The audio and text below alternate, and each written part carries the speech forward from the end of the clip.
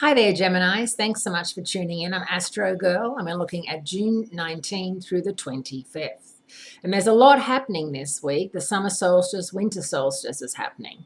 So for those people in the Northern Hemisphere, we're going into summer, and the longest day of the year is going to be on June 21st. For people in the Southern Hemisphere, you're going into winter. So it's going to be the shortest day, June 21st. And I just want to clarify, when I'm talking about things happening in the Southern Hemisphere, the offshoot of that is that it's the complete opposite in the Northern Hemisphere. It's just that there's more people and more countries in the Northern Hemisphere by far than the Southern Hemisphere. So I'm reaching out to my broader audience, but I'm not forgetting about you, Australia and New Zealand and Fiji and anybody else that comes in under the Northern Hemisphere.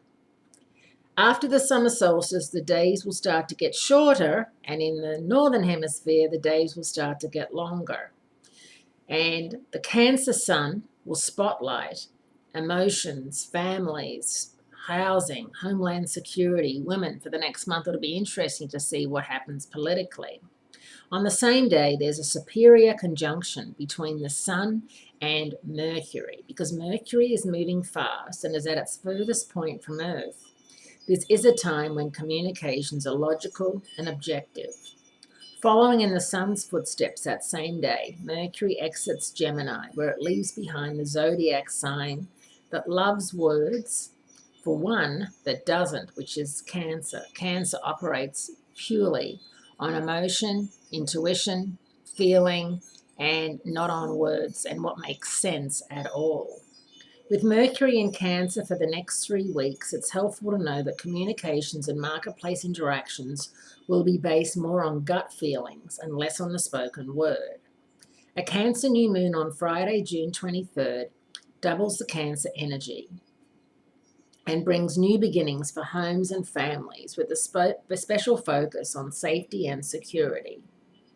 If you're in the market to buy a home or a restaurant or do something real estate-wise, the next 2 weeks are prime time for that type of thinking and doing. Some heavy love vibes are going down on Saturday, June 24th, when Venus makes a trine to darkly central Pluto for the first time this year.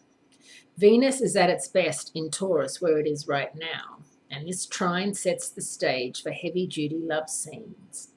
Be sure that things don't get out of hand in that department, because the next day, Sunday, June 25th, Mars squares off with Jupiter, which means that all bets are off, because it's going to make it easier to say no.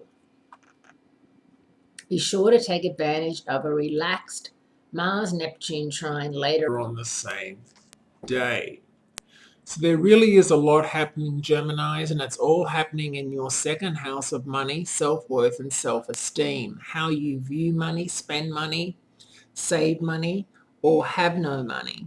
And it's important that, if you are feeling like you're not keeping up with the Joneses and that you're not saving money, or that your superannuation isn't where it should be, this is a great time for you to get some sort of special help, assistance, advice from someone who does know what they're talking about, even if it's your good old dad, because there's nothing worse than getting older and feeling as if you have nothing to show for all of that hard work that you Geminis do.